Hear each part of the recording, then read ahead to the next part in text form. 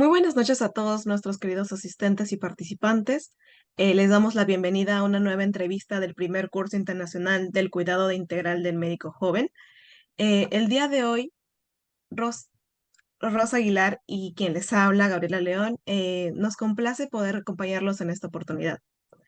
El tema del que vamos a hablar esta noche es el bullying, un tema de suma importancia tanto para estudiantes, profesionales de la salud e incluso público en general que se desempeñan en el ámbito académico, laboral y personal. Buenas noches con todos los presentes. Quien nos acompaña es el doctor Horacio Vargas, que es médico cirujano por la Universidad Cayetano Heredia, magíster y doctor en psiquiatría, especialista en psiquiatría de niños y adolescentes. Además, es jefe del Departamento de Investigación, Docencia y Atención Especializada de Problemas Psicosociales y Familia de la DEIDAE del Instituto Nacional de Salud Mental Honorio Delgado Hideo Yonovich. Muy buenas noches, doctor. Muchas gracias por acompañarnos en esta primera entrevista. Buenas noches.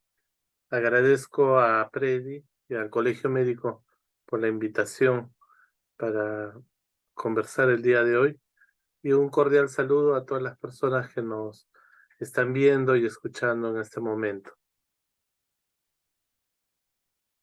Muchas gracias, doctor.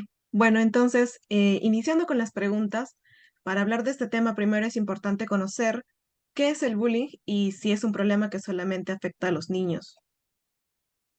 El bullying es una variedad de violencia, de maltrato, que se caracteriza por un comportamiento repetitivo y dañino que implica una cierta forma de abuso de poder, ya sea físico, verbal o psicológico, y es ejercido, digamos, por un grupo de personas con la intención de causar daño a otra persona. Eh, Esto es, digamos, más común en niños y adolescentes, pero en realidad se puede presentar también en otras personas y en otros ámbitos, ¿no? Puede afectar a individuos de otras edades en diferentes contextos, ¿no? Tanto eh, en diferentes instituciones educativas, ya sea institutos, centros preuniversitarios, incluso en el ámbito académico. Si bien se asocia bastante el término bullying con acoso escolar, va más allá, ¿no? Implica, digamos, diferentes escenarios donde hay un grupo de estudiantes que ejerce este tipo de acoso contra un estudiante en particular que viene a ser la víctima. Interesante, doctor. Sí, bien dado esta definición, ahora, ¿cómo podríamos sospechar si un joven es víctima de bullying? La sospecha de bullying puede darse ya sea por indicadores, es decir, en cambios tanto psicológicos como señales físicas. La persona que es víctima de bullying generalmente se muestra temeroso, ansioso, intranquilo, se aísla socialmente, su rendimiento escolar empieza a disminuir, hay falta de interés por actividades previas que le gustaban. Y por otro lado pueden aparecer lesiones físicas inexplicables, ¿no? Golpes, moretones, diferentes, digamos, rasguños en la piel. Pueden llegar a casa también con la mochila rota, cuadernos rotos o el uniforme ajado. Entonces, todas estas señales nos deben hacer sospechar que posiblemente se esté dando una situación de bullying. Muy bien, doctor. Bueno, vamos pintando un poco el panorama de cómo sería una víctima en este caso. Y siguiendo esa línea, ahora, ¿cómo podríamos sospechar si un joven es, por el contrario, un agresor en estos casos? Los agresores tienen ciertas particularidades en su conducta, en su forma de actuar. Generalmente son irritables, intolerantes, impulsivos. Es usual en ellos la agresión verbal, ya sea los insultos, descalificaciones, en grados extremos también la agresión física hacia otros estudiantes. Pueden tener ya antecedentes de conflictos o comportamientos violentos en el pasado. Por eso es importante observar cómo se dan las relaciones de ellos con otros estudiantes y siempre estar atentos a estos signos de agresión. Muy interesante lo que nos comenta, doctor. Ahora bien, en el caso de los jóvenes que no lo practican ni son víctimas, pero lo presencian en su día a día, tanto en su vida universitaria como laboral, y quizás hasta lo pueden considerar normal, ¿cómo identificaríamos a este tipo de personas y qué observan continuamente en situaciones de bullying?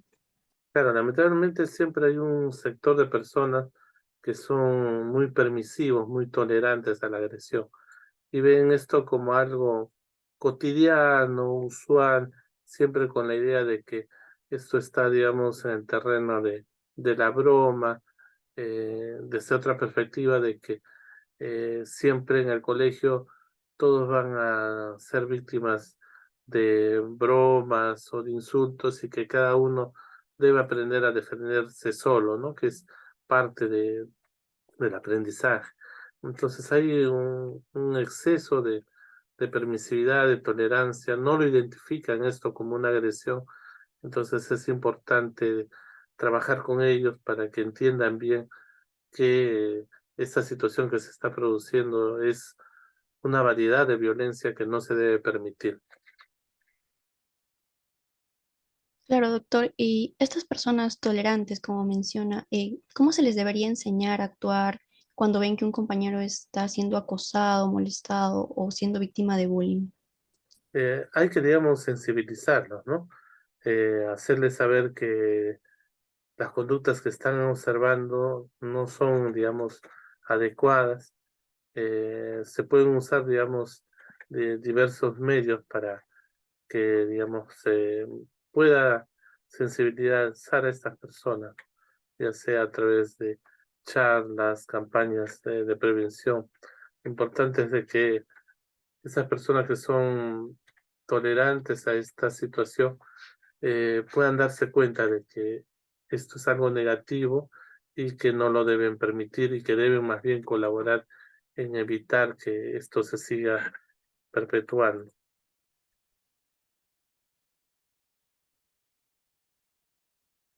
Bueno, doctor, ya vamos pintando entonces más un poco más ampliamente el panorama respecto a eh, el agresor y las víctimas y bueno, quienes presencian el bullying. Entonces, si bien sabemos que esos tres escenarios son diferentes y cada uno va a afectar el desarrollo de los jóvenes, en ese sentido, más o menos, ¿qué consecuencias podemos encontrar que tiene el bullying en la salud física y mental de los jóvenes universitarios principalmente, tanto para víctima, testigo y agresor? Pero el bullying va a afectar de todas maneras tanto la salud mental y la salud física, dependiendo también del grado en que la agresión física se produzca. En cuanto a la salud mental, van a presentarse toda una serie de síntomas, ¿no? Como ansiedad, depresión, insomnio, pesadillas, pero hay un grupo de víctimas que ya pueden tener una predisposición a hacer determinados cuadros clínicos, entonces pueden desarrollar trastornos depresivos, trastornos de ansiedad, trastornos de estrés postraumático e incluso presentar conductas suicidas. En cuanto a problemas físicos, manifestaciones diversas como dolores de cabeza, dolor en el cuerpo, contracturas musculares, pero si la agresión física ha sido intensa en algunos casos, puede producir fisuras, fracturas óseas y toda una serie de secuelas. Incluso lamentablemente se han dado casos de situaciones que como producto del bullying, algunos escolares han visto afectado grandemente su salud, llegando a ser hospitalizados y algunos otros lamentablemente perdiendo la vida.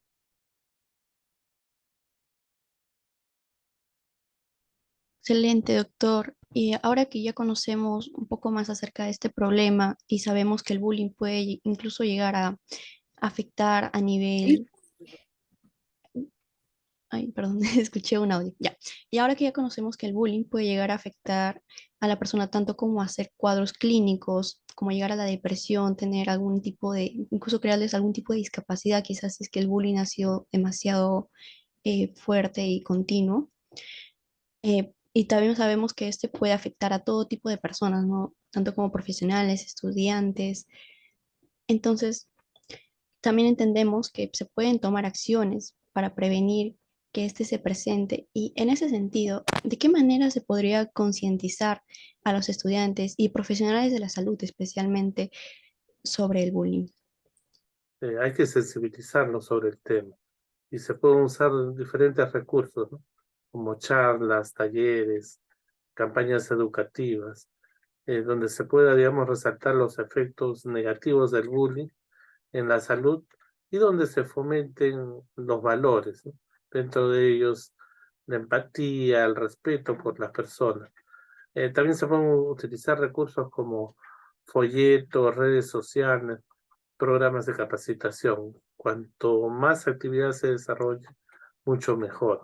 Pero adicionalmente a esto, eh, en otros ámbitos hay que trabajar desde los primeros años de vida, fomentando lo que son los valores, el cultivo de valores en las personas, ¿no? Los niños tienen que crecer con valores y estos valores mantenerse a lo largo del tiempo. Así es, doctor. Entonces entendemos que para realizar esta tarea de sensibilización, las autoridades tienen mucho que ver a generar estas charlas. Entonces, ¿cuál considera usted que debe ser el rol de los centros estudiantiles, las autoridades universitarias, entre otros, para abordar esta problemática? Es decir, ¿cómo deben los docentes y las autoridades de la facultad o del trabajo, según sea el caso, implementar programas preventivos del bullying, estas charlas que nos mencionan? Tanto los centros estudiantiles como las autoridades eh, educativas o universitarias, dependiendo del ámbito, ¿no? Deben promover políticas de tolerancia cero hacia el bullying. O sea, no debe haber ningún tipo de tolerancia. Hay que implementar programas de prevención, o sea, para evitar que esto se dé y ofrecer apoyo a las víctimas. Muchas veces las personas afectadas no saben qué hacer, a dónde acudir. Y si hay, digamos, un programa que puede acogerlos y ayudarlos, esto va a ser de mucha utilidad. Se debe crear también un entorno seguro y de confianza para que los estudiantes se sientan cómodos denunciando cualquier forma de acoso. Siempre el temor es si denuncio al agresor, entonces el agresor se va a enterar y me va a seguir agrediendo, que es lo que también sucede con cierta frecuencia. Entonces se debe crear, digamos, ese entorno seguro, asegurar, valga la redundancia, de que una vez que el agresor es identificado, no tome esta situación de venganza y siga agrediendo a la persona afectada.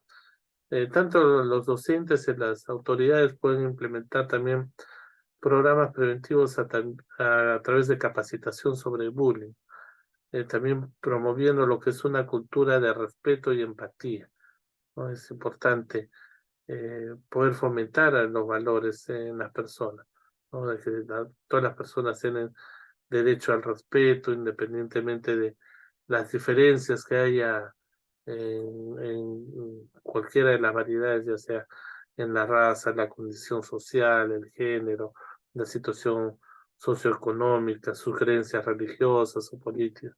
Todos merecen respeto. Y la empatía de ponernos en el lugar del otro, cómo nos sentiríamos nosotros si somos acosados y no tenemos nadie que nos proteja, que nos respalde. Lo otro es la creación de protocolos de acción en caso de acoso, ¿no? ¿Qué hacer para poder intervenir oportunamente? Y siempre estar atento a señales y tomar medidas, ¿no? Frente a situaciones en las cuales ya hay sospecha de que se pueda estar dando una situación de bullying. No, a veces se dan situaciones en las cuales hay una tendencia a subestimar los riesgos. Eh, hay menos, cada vez esto es menos, pero hay escuelas, profesores o centros que frente a determinadas informaciones de la posibilidad de bullying, como que tratan de minimizar o negar de que existe el problema. Entonces basta de que haya alguna información, hay que investigar, hay que tomar acciones, no subestimar, no hacer caso omiso cuando se empiecen a dar sospechas de posibles situaciones de bullying.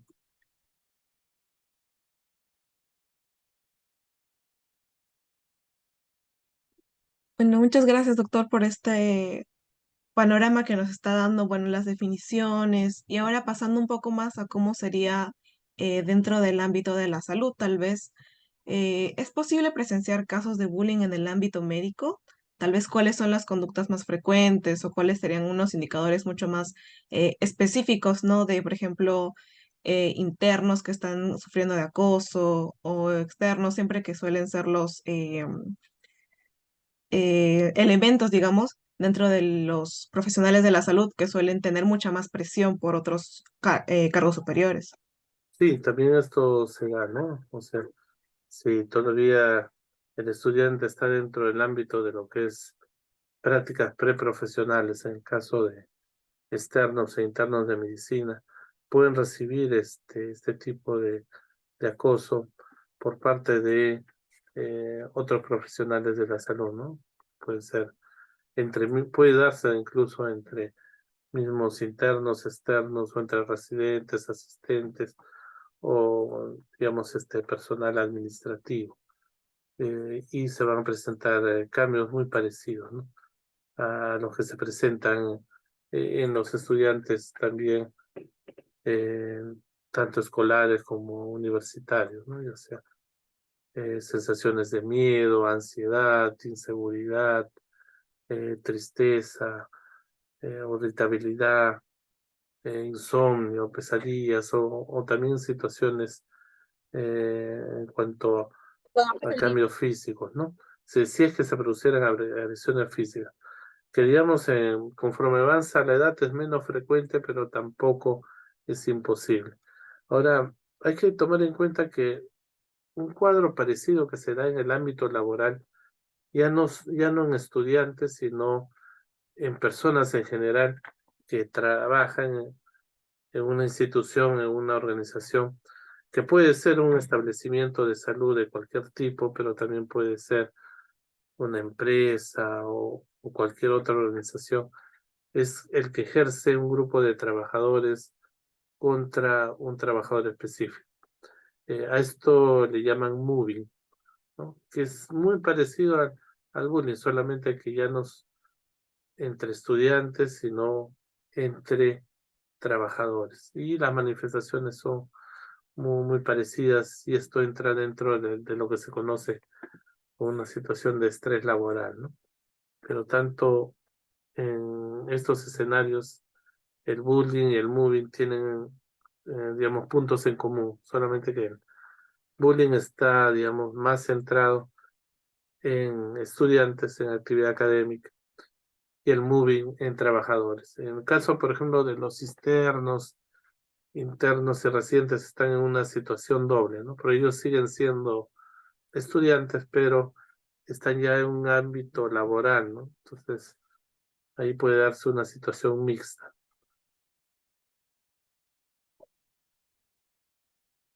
Bueno, vemos habiendo unas diferencias en cuanto al término, ¿no? Entonces, continuando, ¿cuál sería el impacto más o menos que se puede ver entre los estudiantes de medicina, en los hospitales, en su bienestar emocional? Sabremos que estaría mermado en este caso, pero ¿considera usted desde su punto de vista que afectaría, por ejemplo, su práctica médica, en las prácticas, digamos, con pacientes o tal vez a futuro ya como profesionales? Definitivamente, ¿no? Al ser víctimas de este tipo de agresión, su rendimiento va a disminuir, su capacidad también, y la posibilidad de que hayan fallos en el diagnóstico, en el tratamiento, en los cuidados médicos, va a verse comprometido, ¿no? Entonces, definitivamente, cuando hay esto de por medio, esta situación de agresión, de acoso, va a generar consecuencias negativas en el rendimiento, en la competencia profesional. Muy bien, doctor. Y ahora que sabemos que el bullying puede afectar tanto la práctica médica del estudiante de medicina, dentro del campo clínico, campo médico, ¿existe una cultura de silencio que pueda dificultar la denuncia del bullying? Sí, por un lado hay también permisividad, permisividad porque puede en un sector per se esto normal, ¿no?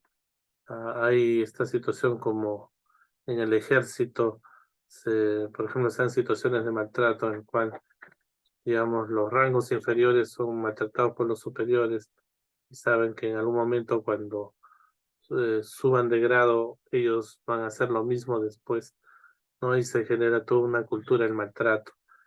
Entonces, en los hospitales, lamentablemente, esto se puede repetir. Esto ha disminuido con los años porque ha habido una preocupación y un ejercicio para poder irlo erradicando, pero no se ha podido en absoluto, ¿no? Todavía no es igual en todos los ámbitos, pero todavía hay escenarios, digamos, hospitalarios o de salud donde esto se puede dar, ¿no? De que hay estas situaciones de acoso, de agresión, no se diga nada porque hay permisividad, tolerancia, lo ven como algo normal, y otro es el temor a las consecuencias, ¿no? Si denuncio lo que me está pasando o denuncio lo que estoy viendo, va a haber repercusiones, ¿no? En mi calificación como estudiante o en el trato que me van a seguir dando después, o que si yo denuncio, no me van a hacer caso, no van a tomar en consideración lo que estoy presentando y más bien la situación de acoso, de agresión va a aumentar. Entonces hay toda esa situación de por medio con la que la víctima tiene que lidiar. Muchas gracias, doctor. Entonces, entendemos que sí hay una cultura en que el de mayor rango va a tratar o va a tener estos comportamientos con el de menor rango, ¿no? Entonces, ¿usted conoce el impacto del bullying en la tasa de deserción de los estudiantes de medicina? Sí, no tengo, digamos, a la mano las cifras exactas, pero es usual que se den casos en los cuales el estudiante, en la medida en que se ve afectado, empiece a faltar, digamos, a sus actividades o deje temporalmente o finalmente de estudiar, ¿no? Entonces, definitivamente, eh, ser víctima de esta agresión, estar en un ámbito nocivo por la agresión que están recibiendo, puede en algunos estudiantes frente a esta situación límite decidiría no querer seguir estudiando.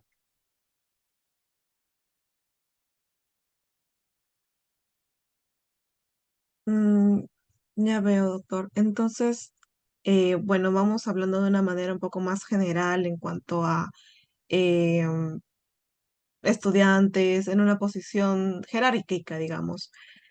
¿Y usted considera que hay diferencias, por ejemplo, en cómo se toman las reacciones eh, de alguien que decide contar el bullying dependiendo del género? Es decir, tal vez es mucho más receptivo a escuchar hacia mujeres que han sufrido de este acoso o tal vez hacia varones, cómo reaccionan las personas y si hay algo que hacer respecto a esto.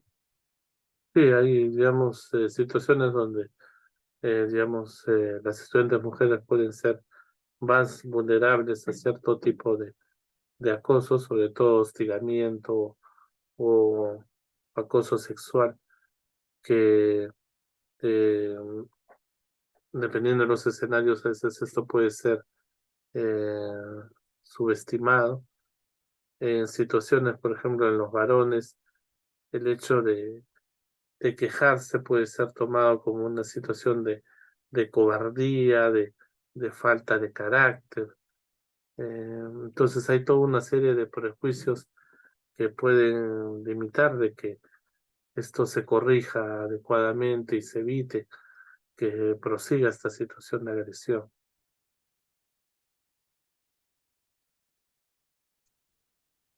Sí, es bien sabido que también hay muchas diferencias en cuanto a cómo se toman estos casos dependiendo del género. Si vamos continuando respecto a la línea que mencionaba de si esto va a afectar después en la actitud profesional que toman los estudiantes que han sufrido acoso o bullying, ¿cuáles serían las mismas consecuencias aparte de una tal vez diferencia ética o, bueno, repercusiones en cuanto al trato con el paciente? ¿Hay algo más que se pueda ver en ese aspecto? ¿Algo más que afecte no solamente la relación del paciente tal vez con personal administrativo o un personal que está a su cargo, con nuevos internos o con otros personales que no están dentro del ámbito de la salud, pero tal vez dentro de tal vez laboratoristas o personal de limpieza, mm, más allá de estos? Claro, haber sido víctima de maltrato, de agresión, va a tener repercusiones diversas. Aquel que ha sido maltratado puede a futuro volverse un maltratador y hacer lo mismo con otras personas, que sobre todo que tengan situación de vulnerabilidad, que estén en una situación de desventaja. Pero hay otro grupo que más bien se vuelve temeroso, que más bien pasan a ser víctimas de maltrato de manera permanente, ¿no? Por diferentes personas, porque siempre van a ir con esa inseguridad, con esa timidez, porque su autoestima ha sido disminuida por esta situación previa de maltrato. Entonces, las consecuencias negativas se pueden dar en diferentes, digamos, vertientes. Eh, entonces, siempre, digamos, el maltrato, la agresión, en cualquiera de sus formas, va a tener consecuencias negativas. Así es, doctor. El bullying puede afectar cualquier ámbito de la vida de la persona que lo ha sufrido, sea esta personal de salud o no.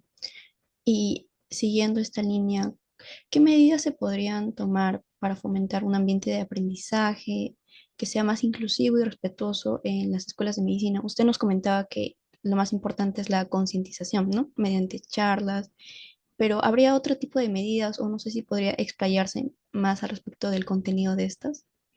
Acá es importante que también se trabaje en lo que es en los valores, ¿no? El respeto, la responsabilidad, la honestidad, la puntualidad, eso tiene que también afianzarse. Y por otro lado, es importante que también la sensibilización se pueda dar también, digamos, a través de un aprendizaje, pero por medio del ejemplo. Porque igual como sucede con los niños, pasa con los adultos. El estudiante puede y también los docentes recibir toda una serie de información en cuanto a evitar la agresión, el bullying, al tener un buen trato hacia las personas. Pero si empieza a rotar y ve de que eh, la persona con quien está rotando ejerce maltrato con el paciente o con el personal administrativo o con el personal paramédico o con los mismos estudiantes o con los residentes, es decir, con cualquier persona, entonces el mal ejemplo puede infundirse y primar más que los conocimientos que se han impartido por diferentes otras vías, ¿no? Entonces, es importante que el estudiante en su formación, para que ejerza un buen trato y para evitar el maltrato, vea que quienes lo están formando eh, demuestran un buen trato con las otras personas, ¿no? Con sus colegas, con los estudiantes, con los pacientes, con todas las personas con quienes tienen interacción. Este aprendizaje que se llama vicario, el aprendizaje a través de lo que uno observa, es más potente que lo que uno pueda obtener a través de la información por otras vías. Entonces, dar un buen ejemplo en las actividades académicas, asistenciales es fundamental. Es más difícil poder modificar eso, pero es un punto importante a enfocar. Si no, no se va a poder resolver de todo el problema. Claro, doctor. Entonces, su recomendación es enfocarse en los valores dentro de las escuelas, dentro del trabajo, dentro del ámbito en general, de todo. Así es, y un aspecto importante es la tolerancia, ¿no? Entender que el estudiante está en proceso de aprendizaje. Entonces se dan situaciones en que el educador, el que está formando, se molesta porque el estudiante no sabe algo que le pregunta o comete un error. Entonces es importante corregirlo, enseñarle, pero sin descalificarlo, ¿no? Sin agredirlo, sin usar adjetivos que puedan dañar a su persona, o insultos o cosas que puedan dañar su autoestima, ¿no? Eh, si hay conductas, digamos, negativas por parte del estudiante, faltas, hay que corregirlas, ser firmes, pero siempre la corrección tiene que estar dirigida a la conducta, no a la persona. No, la corrección está dirigida a la persona se siente descalificada. Si, por ejemplo, en este caso, ¿no? El estudiante o el externo o el interno llega tarde a una visita, señalarle que está llegando tarde, que no es adecuado, que es importante que le esté desde el comienzo para poder hacer una buena actividad. A decirle, ¿no? Eres un tardón, un irresponsable, un inconsciente. Cuando usamos esos adjetivos, estamos descalificando a la persona, le estamos diciendo, tú eres así siempre, cuando quizás es la primera vez que lo hace, ¿no? O es esto ocasional, ¿no? Entonces, hay que corregir, hay que ser firmes al corregir, pero no descalificar a la persona, no agredir a la persona. Está bien, muchas gracias, doctor. Y en caso ya haya sucedido el bullying dentro del hospital, ¿cuál sería el flujo de que seguiría la denuncia, ¿no? ¿Cómo empezaría, cómo terminaría, cómo continuaría? Pero el estudiante tiene que buscar los canales próximos, ¿no? En este caso, la primera persona a la que tiene que llegar es a su coordinador docente y por vía estudiantil también a su delegado, ¿no? Entonces, dependiendo de la situación, se toman las medidas que sean, digamos, pertinentes, ¿no? En la universidad también hay una defensoría del estudiante y también es un medio a través del cual se puede buscar ayuda, ¿no? Ahora, más que antes, hay mayores canales, hay reglamentos más definidos que protegen las situaciones de agresión. Sin embargo, todavía el problema persiste. Me parece que ha disminuido en el tiempo, pero no ha desaparecido. Entonces es importante siempre estar alertas y evitar que estas situaciones se produzcan.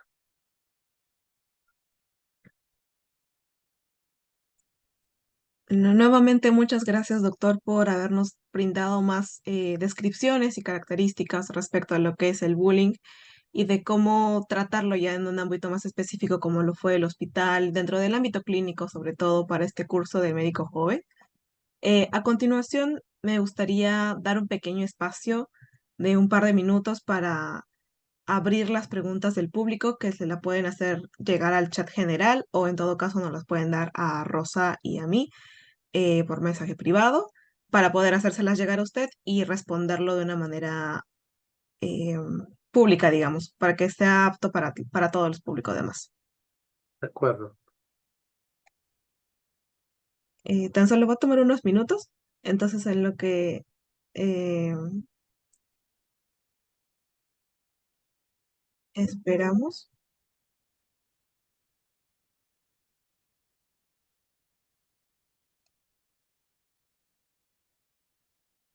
¿no? Aquí me llegó una pregunta que dice, eh, bueno, doctor, ¿usted considera que hay una correlación entre los trastornos de personalidad narcisista o antisocial y ser un agresor? En algunos casos sí, ¿no? No se da, digamos, en todos los casos, ¿no? El narcisista, digamos, como tiene, digamos, una sobrevaloración, va siempre a buscar que las demás personas lo reconozcan, ¿no? Como una persona muy superior a los demás y va a demandar cierta pleitesía y va a buscar que sus relaciones interpersonales tener un trato, digamos, privilegiado.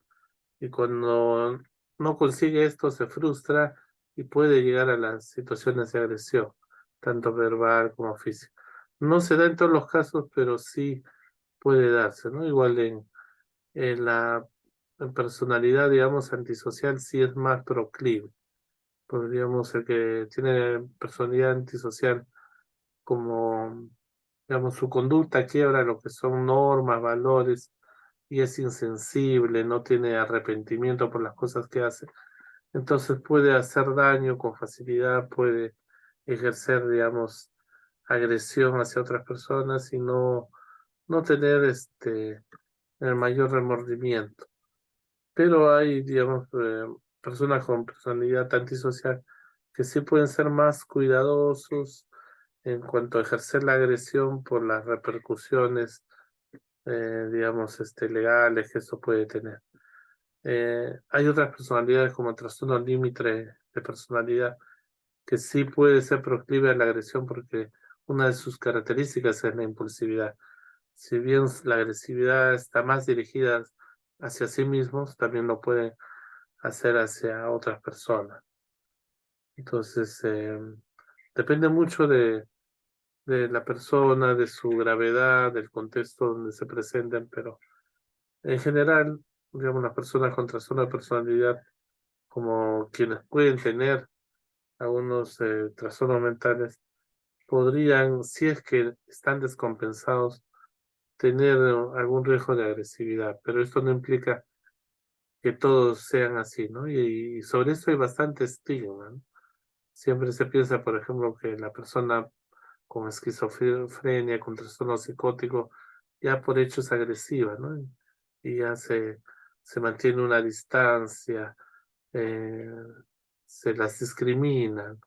Cuando estas personas, cuando están compensadas, pueden a veces incluso tener un mejor trato que otras personas que no necesariamente padecen un trastorno mental.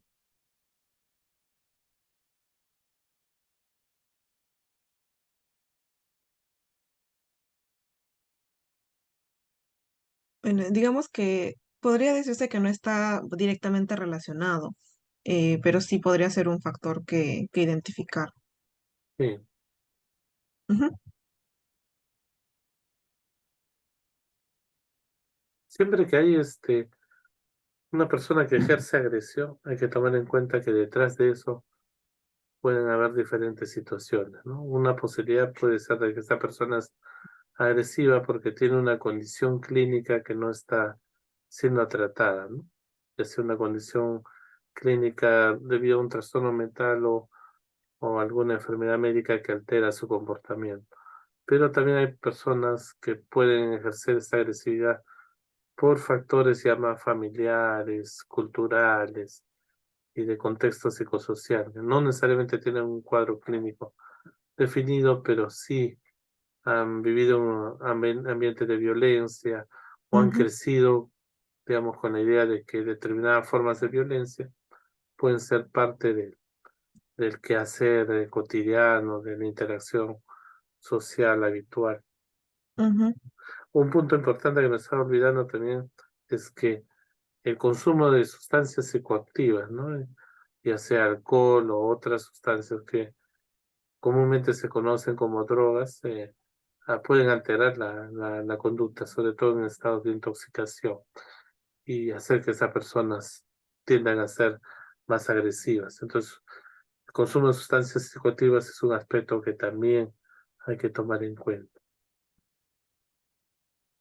Entonces, doctor, entendemos que los agresores no siempre son los malos, por así decirlo, sino que puede haber situaciones que los hayan predispuesto a tener estos comportamientos con otros. Entonces, ¿cómo podríamos ayudarlos? ¿Cómo podríamos apoyar a que superen este tipo de comportamientos?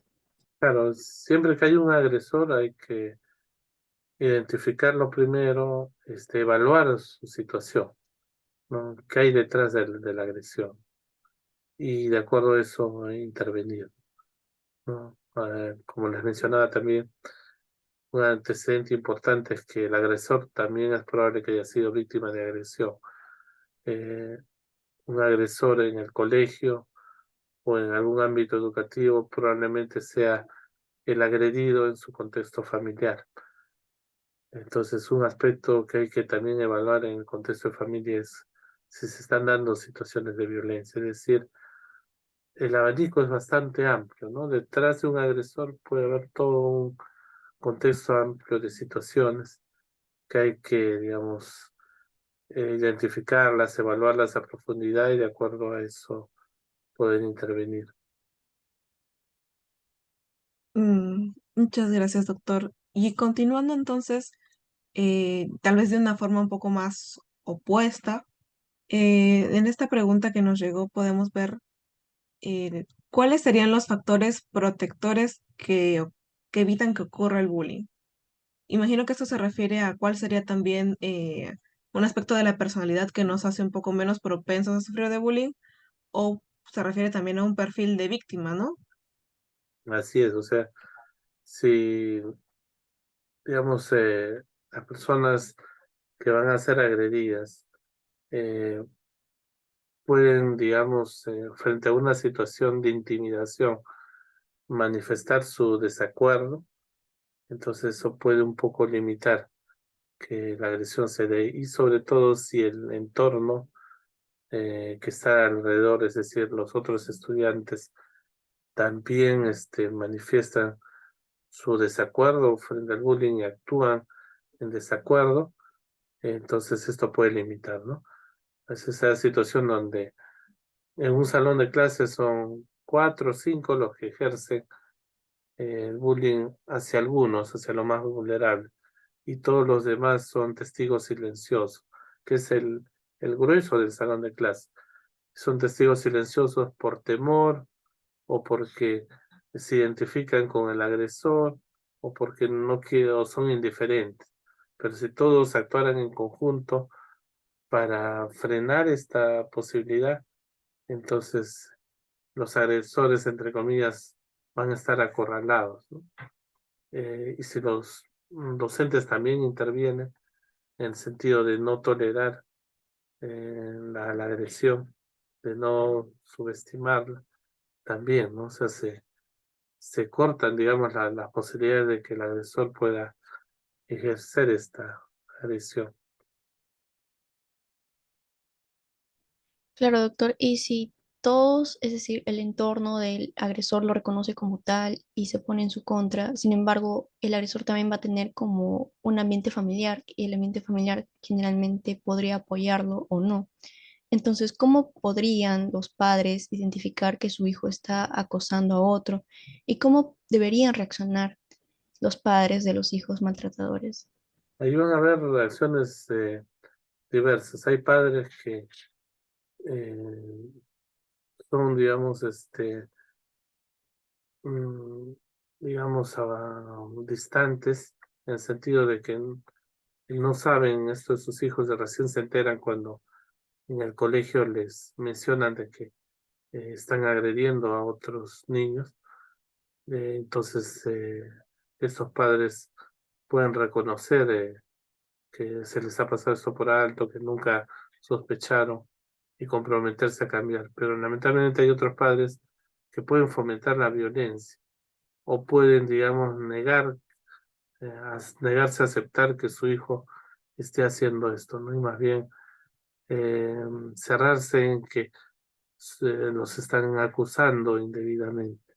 Entonces es importante que los docentes puedan citar a los padres, conversar con tranquilidad con ellos, eh, poder saber cómo está el contexto familiar y buscar la forma de ayudar, ¿no?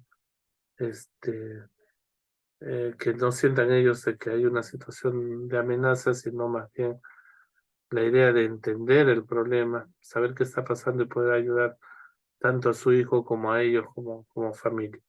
Ahora, cada familia es un mundo diferente, tiene sus características particulares, pero es importante conocer cómo funciona cada familia para ver cómo actuar cuando se presenta una situación en la cual el hijo es un agresor en el colegio.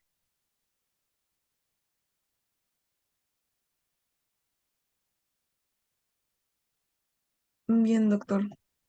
Con esto, usted tal vez en una apreciación más personal, ¿considera que hay una cultura de violencia tal vez que propicia que en el Perú se den estos casos tan, eh, digamos, eh, resaltantes o pues que conmocionan a la población respecto al bullying? Que lo En haga de pa- alguna manera mucho más seguido. no es una, digamos, cultura generalizada, Ujú, pero sí, digamos, se puede dar en ciertos sectores. Se dan situaciones en las cuales cuando el hijo se queja ante el padre que alguien lo está molestando, le ha pegado, le dices, si él te golpea, tú también golpéale, ¿no? O sea, devuélvele la agresión. Y eso al final complica la situación, ¿no? Eh, Siempre hay esta tendencia, sobre todo con los varones. Tú tienes que hacerte respetar. En el colegio, si alguien te molesta, tú respóndele y hazte respetar, porque así es la vida, ¿no? Siempre va a haber alguien que te moleste y si tú te dejas, te van a agredir, ¿no? Incluso usando términos coloquiales, ¿no? Te van a agarrar de tonto, de lorna, de mm, punto. Entonces, mm, si te dejas, lo van a hacer. Si no te dejas, no.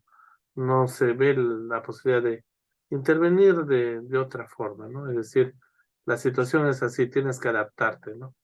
O te haces ujú, respetar o cedes, pero no hay la idea de que este esquema se corrija, que desaparezca, porque no se está viendo como una situación de maltrato, ¿no? Sino como una situación de supervivencia.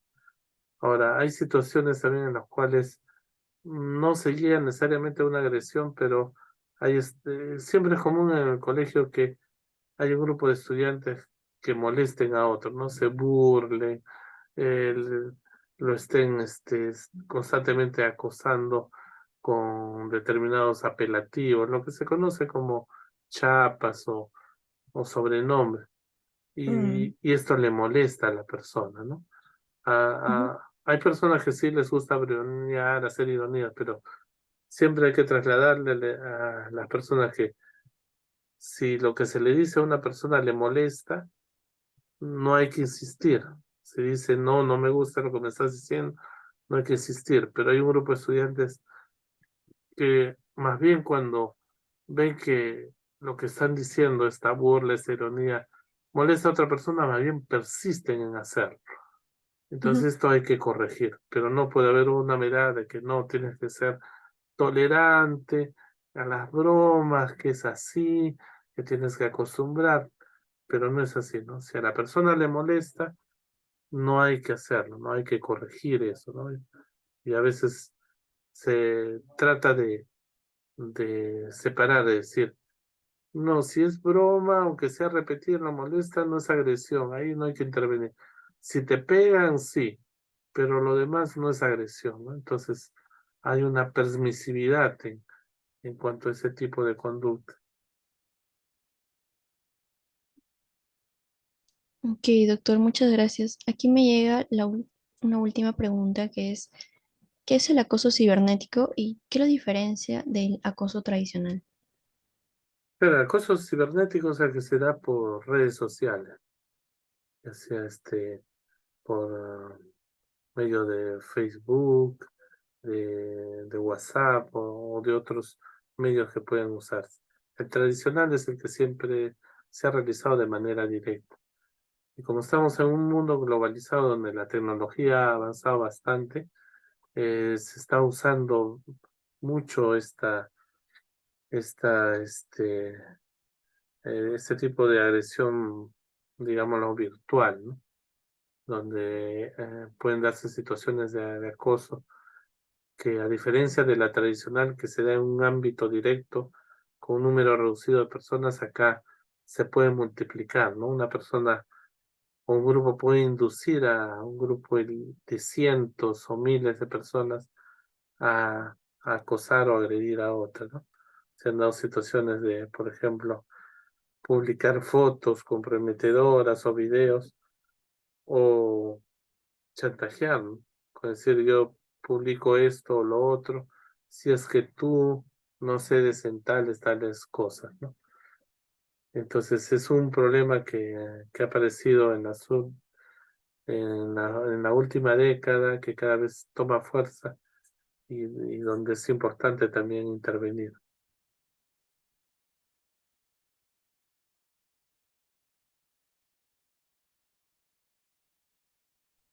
Bueno, creo que yo no tengo más preguntas del público.